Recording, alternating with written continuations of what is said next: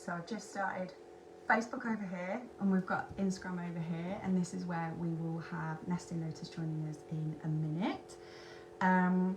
Hello and welcome to our first live. My name's Emily from the Active Mums Club. So a little bit about us, for anyone that's not read our website. Our aim is to empower pre and postnatal women like yourself to take ownership of their own movement levels, receive accurate advice around their pregnancy journey, and have the opportunity to take part in physical activity, movement, exercise within your local communities and homes in a way that is comfortable for you. And it's really, really important that we remember that it is got to be comfortable for yourself and not to put too much pressure on yourself. A common misconception is that we have to thrash it out in the gym for an hour just to get that movement done, and it's not enjoyable. We don't even know if that's okay sometimes to be doing whilst you're pregnant. So we want to help with that and give you the accurate advice to be able to go and move in a way that you are comfortable. Hello everyone that's coming on and joining. I can see some on each one, so say hello, give me a wave. It's our first one, so I am very nervous, but we will post this for the replay later, and if I'm looking over here it's because I'm on Facebook over here. What I'm going to do in a minute is have a quick shake up. So if you're just finishing your day, or you're just starting your day, or you've been sat down a lot and you just want to move a little bit, we are going and write music, because Facebook and Instagram get a bit funny about any old music. So it's happy vibes music, and we'll get going. I will just get it started and then we'll start the timer, and it's just a way of us getting some happy vibes. So let's start the timer, find a bit of space and start rolling your shoulders. My chair is right in the middle of that screen. I'm just going to move that out of the way. Start rolling your shoulders, and the other way. Good. Right, let's get our legs involved. Squat down a little bit. Good. Okay, now we're going to reach up to the side. If you've ever done a step class, this will probably give you step class vibes, or even if you've not been out for a long time, just have a little bit of a dance. Okay, reach to the side. Want to stretch everything out, get your legs moving, get your arms moving, especially if you've been sat down a lot today. It's nice just to move about a bit. We're going to go down. Good. Keep going. And come back up, and we're going to do a high knee march. So get them legs going, get them arms moving. Just move as much as you can to get the biggest bang for your buck. And bring your legs up behind you. Good. Keep going. I am feeling less nervous already, so that's a good sign. Okay, let's open them hips up. So this is a really good one if you've been sat down for a long time today, whether you've been sat down feeding baby, you've been sat down at work, you've been sat down because you're just not feeling great. This is a good one to get your hips moving. So go around the other way. It's always a bit of a mind boggle when you try and go in the opposite direction. Good. And now we're going to go down for some squats. Good. Keep going. 2 more. 1 more. And then we bring it up. And breathe out. Well done.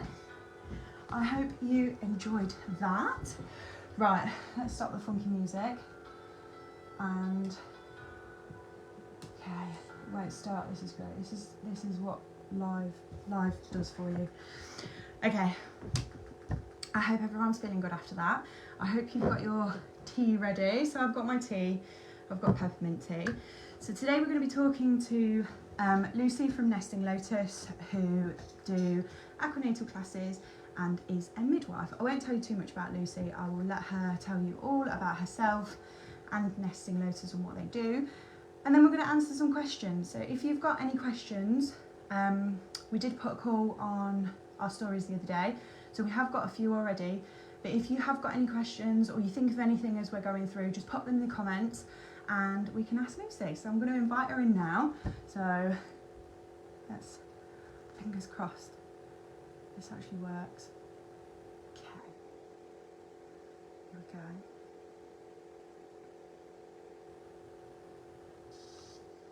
Hello. Hi.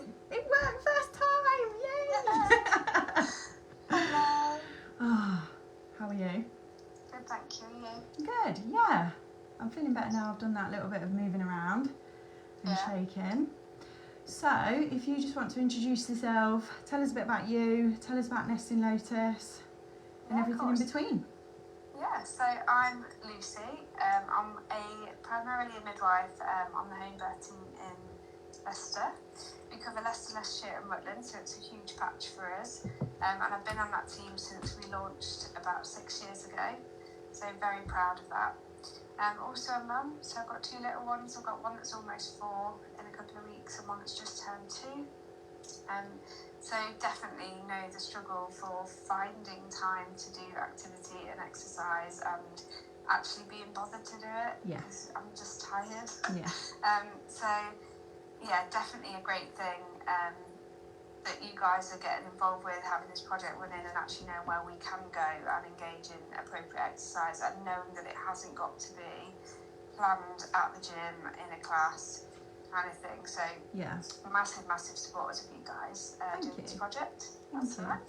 And then I also run Nesting Lotus with Rio. I don't know if some of you know Rio, but we are just 2 midwives and mums in Leicester that would have absolutely loved Aquanatal during our own pregnancies. Rio's got a little one herself who's was just turned 1 before Christmas, and she's quite fanatical about exercise also. So again, finding something that was good and supportive for her during pregnancy and postnatal.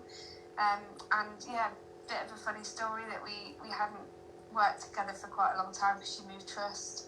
And then we met at a baby group while we were both on maternity leave. And I told her of my plans of Aquanatal, and she was like, I'm in. So that's where it all started. I love that.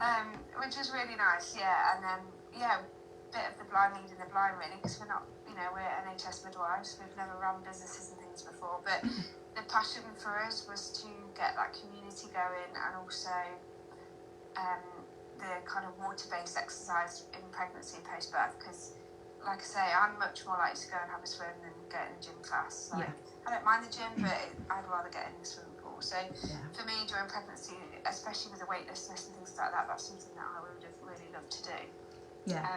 So it's been a big passion of mine for ages. It's just I've just been waiting for the right time in my life to set it up, and it was meant to be because Rio came along and we've just snowballed into this amazing thing which is Nesting Lotus. So we provide mainly Aquanatal for pre and post birth.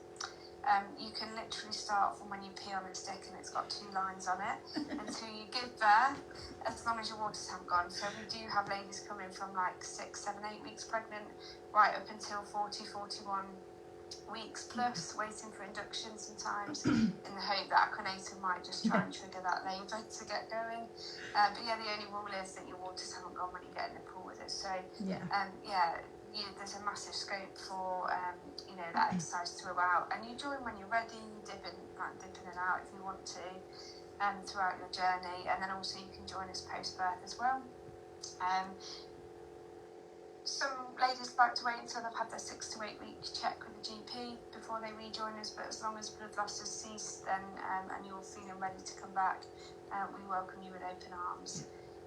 Some ladies come for the exercise, some come from the social, some come for just the fact that they're having me time and time away from sitting and feeding a baby, or actually just giving their partner a bit of time to bond with baby as well. So and then we've just set up a new kind of arm of our business which is called Nesting Lotus Oasis, which is amazing. It looks so exciting. So I did some further training earlier this year. So with that one, it's at a private location in a private pool, and we do a bit of a mix of Aquanatal, poolside, back and pelvic care, Pilates-based kind of movements, and then we end with a guided pregnancy relaxation, which is really nice. So that's just for pregnancy at the moment. But loads going on. So we're around the county and a bit in the city, and then out in Ratcliffe for our Oasis sessions as well. So I don't know if you want to know more. They look so lovely, and I remember when I came to when we did the photo shoot at the class, and I just remember thinking, this is so I also have 2 children, And I just remember thinking, I wish there was something like this when I was pregnant, or just after having a baby. It just felt like you said, it wasn't just that you're in the water in your exercising, it's also the community, and also the being able to ask questions, and it just looked like so much fun. It just looked like everyone was having so much fun, and I wanted to join in. And the big thing about Nesting Lotus for me as well is that it's really easy in pregnancy to go to classes, go to courses and things like that, and never introduce yourself to somebody. And then you walk away from that knowing that there's perhaps a few people in the same room that have got similar due dates, but you've been sat next to them for 5 weeks and you forgot their name and you don't ask it, and it feels a bit weird now. It's 5 weeks later and you should know the name. So, you know, we make a massive point at our classes that every week we introduce ourselves, how many weeks you are, you know, however your week's going, good, bad, the ugly, whatever it is. And then, you know, we have our topic of the week as well, because again, you know, parent education now doesn't exist for free on the NHS, which is such a shame. So for me, it's really important that we include bits like that in our classes. Definitely. Because we can, you know, we're midwives, that's our bread and butter. So if I can share that knowledge to help you on your journey, then that's great. So every week we have a topic of the week. So what we're doing this week, it's what is it? Cord care. So we're doing all about the umbilical cord and how to look after it when your baby's born. So just little snippets of information every week, and the opportunity for women to approach us and ask us questions for pre and postnatal things as well. That's really good. Right, shall we get to some questions? Yeah, go for it. So, like I said before, if anyone's got any questions, pop them in the comments below, and we'll try and come to them. So we've got some asked questions. So one of the most asked questions that we got was around fetal movements, and when you should seek advice, that kind of thing. So cool. So fetal movements is obviously huge, and the only person that can monitor that is the pregnant person. So we anticipate a regular fetal movement pattern to establish between about 25 and 28 weeks. Some ladies are really lucky and they have movement before that, and even regular movement before that. So we kind of say, if you notice a regular pattern and there's any change or reduction in that pattern, regardless of whether you're less than that sort of 24, 28 weeks, you flag it up. So anything less than 26 weeks pregnant or less, it would be the community midwives that would pop out and have a listen to baby, or you'd attend a clinic, or out of hours it says on the home birth team that you come over to the Glenfield and we'll have a listen for you. Anything over 26 weeks of pregnancy, and you notice any change or reduction, we ask you to call straight to the maternity assessment unit of wherever you're booked, and you'll just go in for a fetal wellbeing assessment, popped on a monitor, just making sure you meet the criteria. That gives us a much bigger picture of your baby's movements at that point. But it doesn't matter what the weather is like outside, whether you're 26 weeks or 41 weeks, whether you think you're in labour or not. You know, fetal movements are really key in telling us your baby's well. So any worries, reduction or changes, then it's definitely worth flagging that up. Absolutely. I remember being pregnant, and every now and again I'd be like, oh, I'm not sure, and then I'd ring the midwife and I'd be like, I'm sorry to bother you, and they're always like, no, we'd rather you call than sit there and worry. Never bother. If you ring in the midwife and they answer, they're on shift. So, you know, you're never disturbing anybody from anything by ringing. So I really encourage you to call. That's good. One of our next questions was early signs of labour. So lots of women describe lots of different things. So your main ones are things like having a bit of a show, so that's your mucus plug. That can happen up to a couple of weeks before you actually go into labour. So you don't necessarily need to ring a midwife about that, but it's a really good sign that your cervix has started to make those changes, which is positive. Something like period pains, or just like mild contractions. So when your tummy goes hard and it's, you know, gets to the point where it's a little bit uncomfortable, and then that starts to build. Some ladies also describe what they call a bit of a clear out. It's not really a documented sign of labour necessarily, but lots and lots of women experience some loose bowels and things like that before they labour, or in those early stages. And obviously water's breaking as well, so that sometimes can be the starting point for some people. So with that, we just ask you to just keep an eye on the colour of your waters, phone either the home birth team or the unit that you booked at if you think your waters have gone, regardless of whether you're contracting or not. Yeah. And that needs to be a nice, clear, straw-coloured fluid. Might be a bit pinky, that's fine, but absolutely doesn't want to be green, brown or red. Yeah. So they're your main things, but yeah, it's like period pains and Yeah. a few little niggles, and like back pain, things like that. Yeah. Great. Again, one of the most asked questions is exercise during pregnancy. Yeah, so basically, I mean, you've got resources now like the Active Yeah. Mums Club, which is wicked. Loads of pre and postnatal trained people on there to give you specific advice about specific activities. Yeah. It all depends on what you naturally do. So we tend to say don't necessarily go and, you know, if you're not a weightlifting champion, don't pick that up in pregnancy. Absolutely. Yeah, but it's all about listening to your own body, checking in with your body, also checking in with the professionals around you to, you know, get yourself educated on what is safe and what's not safe. We tend to avoid things like abdominal exercises like sit-ups and things like that for obvious reasons. Yeah. You know, all our muscles and ligaments are very stretchy and flexible in pregnancy, so what we don't want to do is cause damage that is really hard to reverse post-pregnancy. Yeah. I'm sure you can speak a lot more about that as a PT as well. Yeah. You know, getting those appropriate exercises and how damaging inappropriate exercises can be. Yeah. I mean, I know from personal experience, after, which is my next question, after pregnancy, I didn't get the correct advice, and I was only 4 months after having my second and was out there trying to do crunches and doing 50 crunches a session, and it was just, I think after I've done my qualification now, I think back and go, oh God, why did, but there wasn't enough information out there telling me no, absolutely don't do that. And I also was with a PT for some of that, and they weren't qualified, so they weren't giving the right advice. So it's really, really important to get the right advice. And just taking opportunities like stairs instead of lifts, and you know, like, you know, and if you're pregnant with a subsequent baby, chasing around after you toddler anyway, it all counts. Yeah. You know, have a dance in the kitchen to the radio. You know. I mean, the government recommendations kind of are that we reach 150 minutes of exercise per week for pre and post natal. So, you know, it sounds quite a lot, but if you do add in the natural day-to-day exercise that you're doing, it's actually fairly achievable without having to hit a gym or a class and thing like every night. Yeah, absolutely. When I was pregnant with my second, one of our favourite things to do, because my eldest was just under 2 at the time, we used to just put some music on in the kitchen and just move about, and she'd think it was, especially towards the end, it was hilarious that I had this big belly moving around and we'd just dance about. And again, that's all movement, and it, like I said before, the common misconception is that you've got to go to the gym and thrash it out, or you've got to go run a 5k, and it's just not. It's park a little bit further away from Asda when you go and do your shopping, or park a little bit further away when you're going to do some shopping, or take the stairs if you can.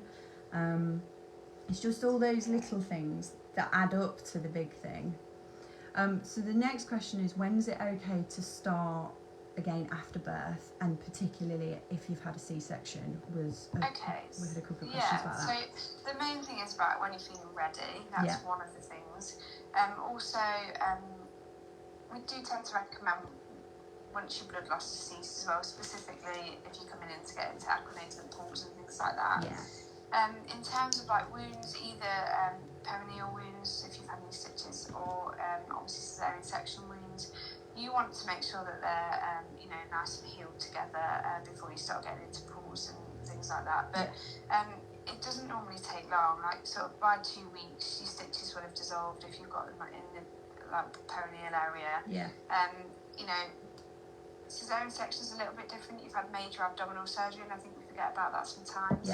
If we'd have had that surgery in any other circumstance, you'd probably be in bed for about those 6 weeks. But because we've got a newborn and life goes on, and we have to get up after toddlers and feed newborns in the middle of the night, I think we kind of forget sometimes to, you know, what kind of surgery we've had. So again, it's all about when you feel ready. Everybody heals at different rates. Some people like to wait until that 6 to 8 week check with the GP. However, like, it's not a very in-depth check in terms of like an MOT. They just ask you if you're feeling all right and have you got any concerns. So for me, you know, I'd say you don't need to wait to that point if you're ready before then to engage in some kind of activity, whatever that is. And just listen to your body, you know, it'll soon tell you if you're doing too much. You'll feel really tired. And even just aches and pains and things, especially with section ladies and things like that. So that brings me on to my next question. After pains, what's normal? What's not normal?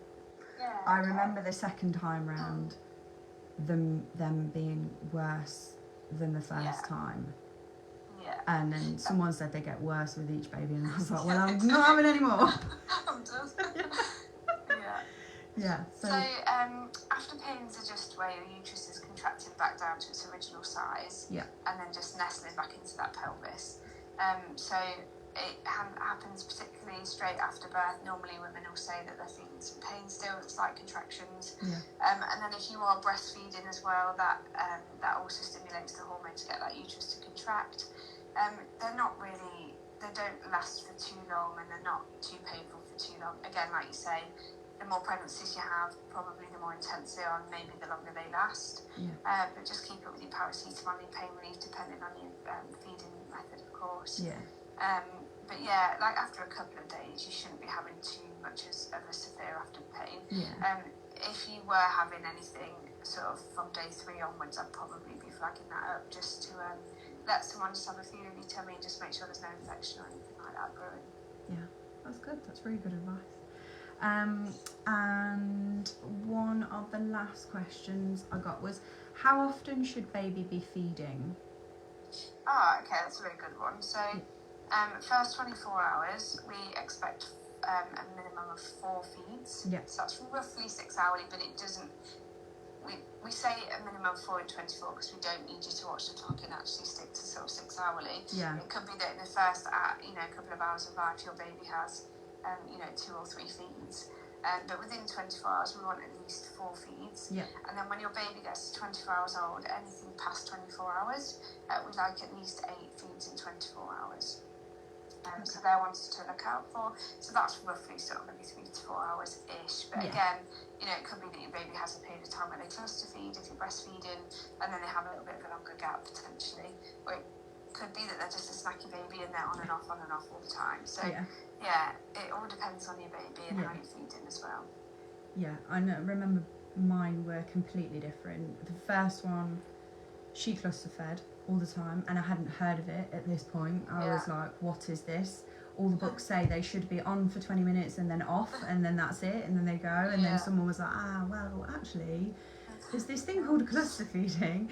And then my second, she was just literally like a textbook baby. She was on 20 minutes off, then other side, or she would have a bottle and then that'd be it. 4 hours later, I'm hungry again. And it's really individual to the baby, isn't it? Definitely. Another question that I got with relation to that is, does exercise affect your breast milk? No. So as long as you just keep well supported, that's the main thing. And think about things like breast pads. If you are putting pressure on your breasts in terms of exercise, it could be that you leak a little bit more. Especially if you find it particularly leaky anyway. Some ladies leak, some ladies don't. So I think good protection for the breast whilst you're exercising. Obviously, if you're away from baby, chances are they're going to be filling as you're away from baby. That leakage protection, but also just when your breasts are heavy and uncomfortable, you want to know that they're really well supported, because you don't want to, they're tender anyway, aren't they? We all know that when you engorge with milk, or you're particularly full, or you're having breastfeeding problems, mastitis, things like that, they can get really tender. So I think just really good breast care advice is great at that point. So just making sure you've got a great sports bra. Some of the classes, obviously babies are welcome and they're welcome feeding and things like that if you are going to classes. So I know there are sports bras out there that are nursing friendly as well. So again, looking into something like that so that isn't a barrier for you to go to these classes, because obviously breastfeeding in public is one of the big thing that you have to get your head around, isn't it? So, yeah, you know, just definitely. making sure that you've got the right equipment to support you with going to classes and groups and things like that to do, you know, regardless of exercise or not. Yeah. But yeah, well supported sports bra. There's so much more about now. Like when I was, and this was only, well, she's 7 in 2 weeks, so 7 years ago. Yeah. I couldn't. There might have been some out there, but there wasn't any sports bras that were breastfeeding friendly. I would have to take the whole thing off. Whereas now, I think you can buy them in Asda, and it's really helping down breaking down those barriers for women to be able to move in a way that's comfortable for them, which is really good. I'm just going to check to see if we had any more questions. I don't think we did, but if you have got a question and you maybe don't want to ask it now, if you just send it through to us, we can get it answered and send you a message back. But that's all my questions. Was there anything else that you wanted to add or anything like that? That's it from me. Yeah, definitely. But yeah, feel free if anybody wants to drop us a message. You know, at Nesting Lotus on Instagram, you can just direct messages. If you've got any questions specifically about the classes or just general questions we can answer as midwives, we're more than happy to. Fab. Well, thank you very much for your time today, Lucy. I've really enjoyed that chat. I've nearly finished my tea, so I'm going to finish that now.